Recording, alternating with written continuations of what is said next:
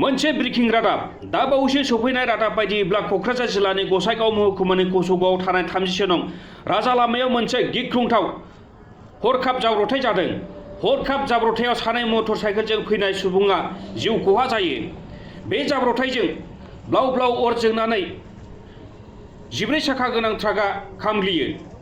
मटर साइकेलजों फैनाय सानै सुबुङा अरजों खामथार जायो।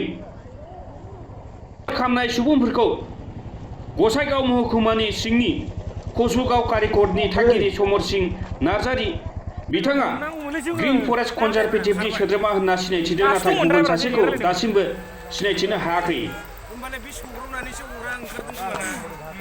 मोनसे ब्रेकिं रादाब दा बावैसो सफैनाय रादाब बायदिब्ला क'क्राझार जिल्लानि गसाइगाव महकुमानि कसुगावआव थानाय 30 नं राजा लामायाव मोनसे गिख्रंथाव हरखाब जाब्रबथाय जादों।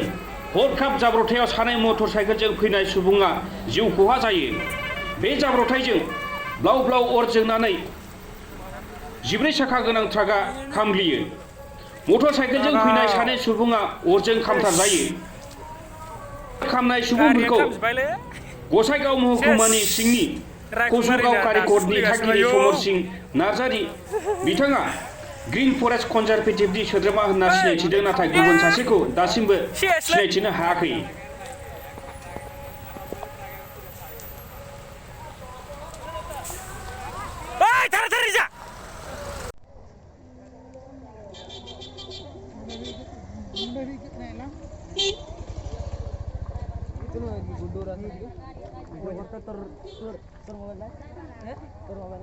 আমার মোবাইলে ভিডিও করতে আমার ক্যামেরা ভালো না